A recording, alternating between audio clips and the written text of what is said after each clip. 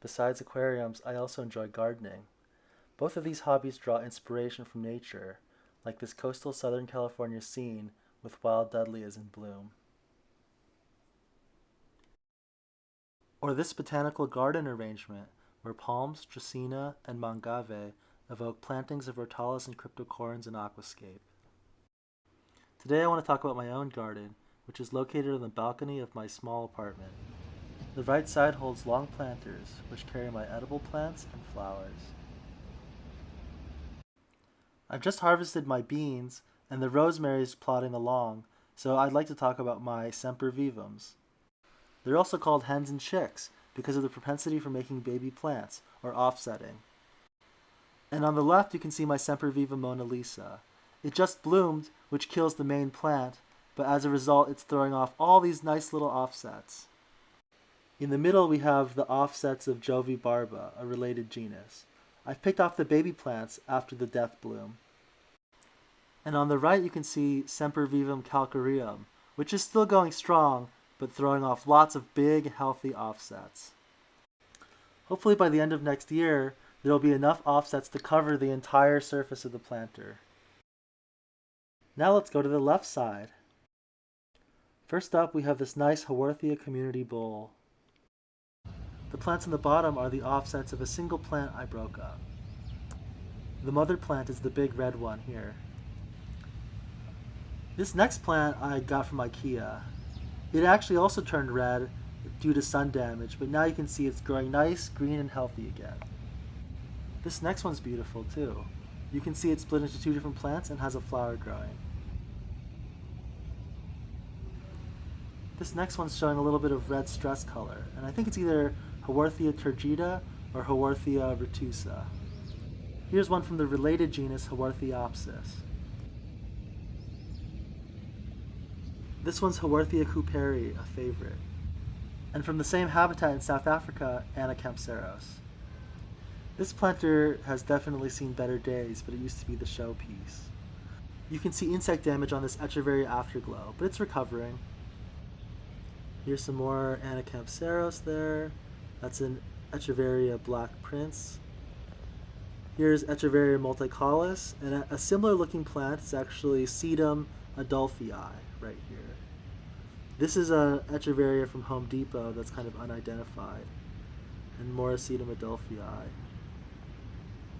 The one back there that's kind of blocked is Echeveria serrana, and you can see there's some nice sedum jelly beans. This one here is Echeveria Malacco. It just recently suffered some pest damage, so I think I'll spray it. Yeah, and here's some more jelly beans, and we're back to the black prince. The middle shelf is where I put smaller plants. On the left you can see it's a pot of leaf propagations. There's a few baby Echeverias, sedums, and graptopetalums in there. Some are ready to be replanted soon. Next is Echeveria giant blue curls. It's just a small plant right now. It's a hybrid of Echeveria gibiflora, which gives it a distinctive, frilly appearance. The third one is an Aeonium Kiwi. That's actually my wife's plant, so I got it in a nice pot. This plant grows really, really well in coastal Southern California and can be found all over the place. The last plant on this shelf is actually an Ecuador Pelora yellow dragon fruit, which I grew from seed from a fruit that I bought at the Korean market. Here's a close-up shot of the dragon fruit. It's not expected to produce fruit for another few years, and it'll have to be trained up a pole. This bowl on the bottom shelf is probably my favorite one right now. This nice green one is Echeveria Agavoides. It's got the red edges, just like this Echeveria Moranii. And here's Echeveria Diffractins. It's got a nice flower and some offsets, and you can see it's really flat and has a nice pale color. And moving along, the next one, this one I think is Sedum macinoi, and like most succulents, it wasn't labeled at the nursery. And this one also wasn't labeled. It's definitely a stunner. Bright white, and you can even see right now, it's sent out a long, long flower stalk with these nice orange flowers. Here's Graptopetalum paraguense. This is a really popular plant. Usually it grows a little bit more compact, but this is what it looks like without sun. And this last one is another Gibiflora hybrid. This bowl has a really crowded style, which is generally not the one that I favor, but it's used by lots of designers today. This makes it really hard to water, but I hope you agree that the result's worth it.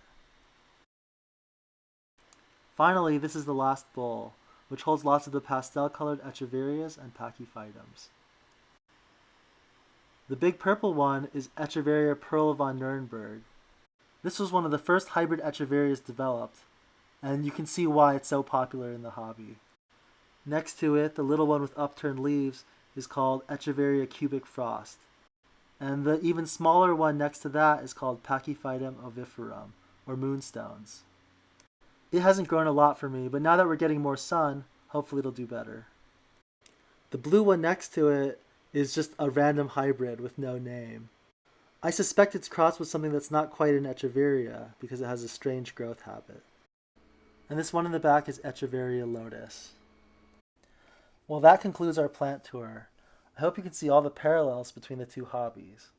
In aquascaping contests, bold designs which mix flora and fauna from all over the world seem to prevail, while at succulent shows, single specimens are favored.